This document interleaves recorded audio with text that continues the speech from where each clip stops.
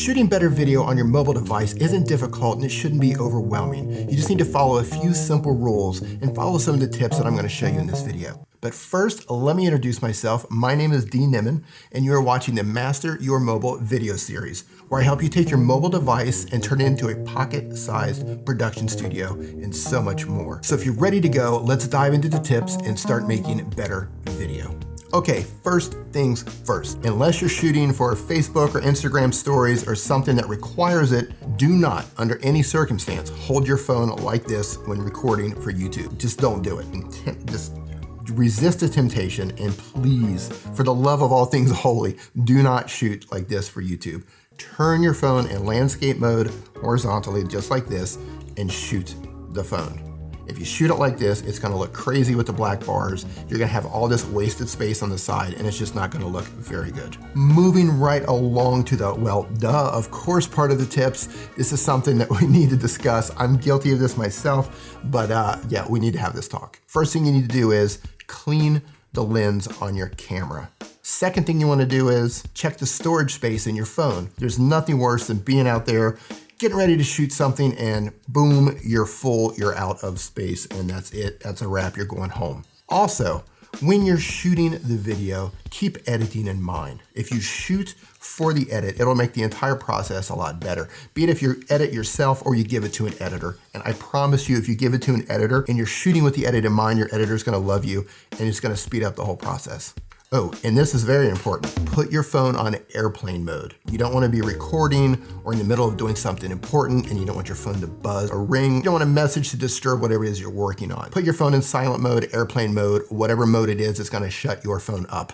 Do that. Now, when it comes time to actually film on your device, it doesn't really matter if you have an iPhone or an Android device. Both are basically going to do the same thing. They both operate basically the same way. What does matter and what really helps is if you have manual controls. You can control the exposure, you can control the focus. If you don't have those controls, it might be helpful to download an app to help you do that. That way you can really dial in what it is you're trying to shoot. If you do want to download an app, I'm gonna put links in the description below. My favorite app of choice is Filmic Pro. But if you're on Android, you can use that, as well as Cinema FV5 Lite, which is another great app, and it is free. The next important thing, probably the most important thing, is lighting. You have to be mindful of your light. Now, you want to make sure that the light is facing you or coming at you in an angle to give a flattering flush of light over your skin. You don't want to shoot with the sun behind you or a light directly behind you unless that's the effect you're going for, but it's not going to look very good. For example, right now I'm shooting with a light to my side here and a smaller light off here. Two lights are coming down, one stronger than the other, and this is how they're lighting my face. So I'm gonna turn one of them off. So I've turned off the light here, and as you can see, this side of my face has darkened up a lot, and I still have the light over there. So let's turn off that light as well. I don't have expensive lights in here. I actually have the kind of lights that you can buy at Home Depot or your home supply store, which is basically a can light, and I put a daylight balanced bulb inside of it. When you're shooting at home, make sure you have light facing you, but it's not too harsh. And when you go outside, make sure the light, if you're outside looking at the sun, which is, by the way, the absolute best source of light. And if you can get natural light coming through a window, that's gonna be fantastic too. You actually don't need any lights at all if you have a nice big window that you can get light from. And the sun actually looks better if you go out early morning or late evening. It's softer, it's got a nice glow to it, and it's gonna look better on your skin. Another important tip is stability. The last thing you want to do is run around holding your phone with one hand trying to film, because I guarantee you it's going to be shaky. Even if you have some sort of an anti-shake app in there, stopping it from bouncing all over the place, it's going to be smoother if you're holding it with two hands, and it might even be smoother if you're holding it with an accessory to help you get your hands off it and really get a good grip on it. But at the very least, hold it with two hands. Never, ever, ever hold it with one. It's just not gonna work, trust me on that. Now, there's an endless amount of accessories that you can get, and they're all inexpensive. One of them is just a simple handle with a phone mount on the top. You basically put your phone right in it, and you can hold it. You can hold it like a sword if you want. You can get it out there for a selfie. You can get out there to take a picture if you want, not shooting video with one hand. Photos are okay, but if you're gonna shoot the video, get it out there with two hands. And it adds, this particular one is a little bit heavy, and I like it because it adds weight to it, and it makes the footage a little bit smoother because I have to hold it in a sturdier way. So I actually kind of like this. I keep this in my backpack. It goes with me everywhere I go. Another option is to use a Gorilla Grip style tripod here. This particular one is from Joby. Joby makes awesome products. So does Manfrotto. They're a little bit on the higher end when it comes to prices, but you get what you pay for. So your phone basically goes in here just like this. Now, you can use this as a tripod. You can set it down. These are flexible, so if you want to shoot something down on the ground, you can do that. If you want to shoot back at yourself, you can do that too, or you can bring it out, curve it, and I'm sure you've all seen so many of the vloggers running around with their bent gorilla pod like this vlogging. You can use something like Iographer. There are a couple of options out there that are similar to this. You're gonna have to play with them and see what works best for you. Personally, I think the Iographer is a little bit light for me. I like things that are a little bit heavier. This has weight to it. This has weight to it. And out of the box, this doesn't until you put your microphone and your LED light on here. Then you put your phone in here, and then you get some weight behind it, and it makes it a lot more stable. Now, one thing you need to do if you are shooting by hand is make sure, don't put your elbows out like this. Bring your elbows in and tuck them into your body.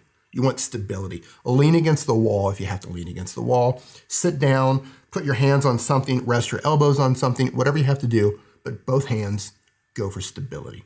I was just getting ready to give you another tip, and it dawned on me that this thing looks like the alien from War of the Worlds. You remember that, right? The alien is walking through the town, zapping people with lasers, and Tom Cruise is running around, and yeah. So moving right along, and this is one thing that so many people just look over, is audio. Audio is so important. If your audio doesn't sound right, it's gonna turn a lot of people off.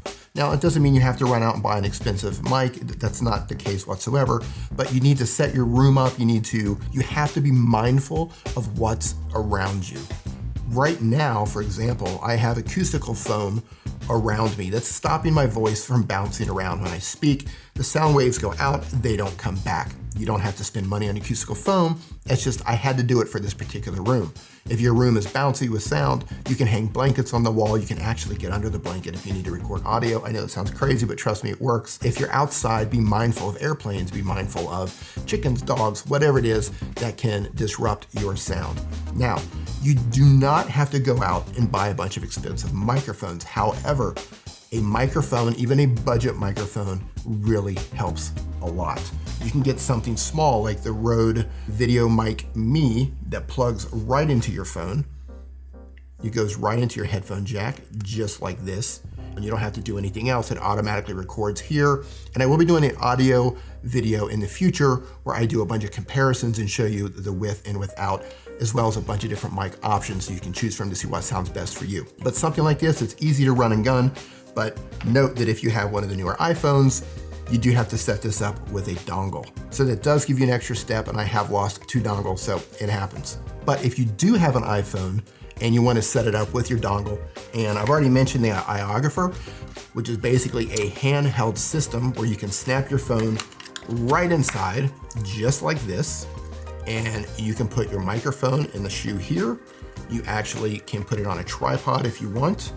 You can put a light over to the side, and the way this works is, this gives you 2 hands, it gives you a little bit more stability, and you can also put your microphone and your light on top if that's what you want to do. And that brings us to our next tip, which is the set where you shoot. Now here, I'm shooting in a corner of the studio where we do our live stream, and our live streaming set is just right over there.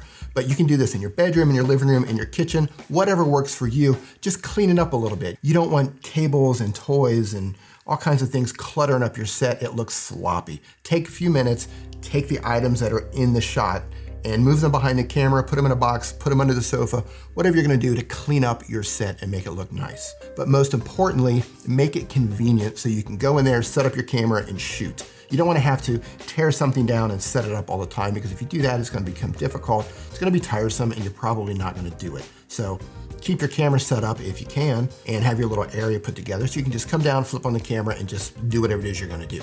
Thank you so much for watching this video. I greatly appreciate it. If you learned something or this video helped you in any way, hit that like button and share it out with somebody you know. And if you haven't already, hit the subscribe button followed by the notification bell so you can be notified of all future videos so you don't miss anything, and I can continue to help you master your mobile. So once again, thank you so much, and I'll see you in the next video.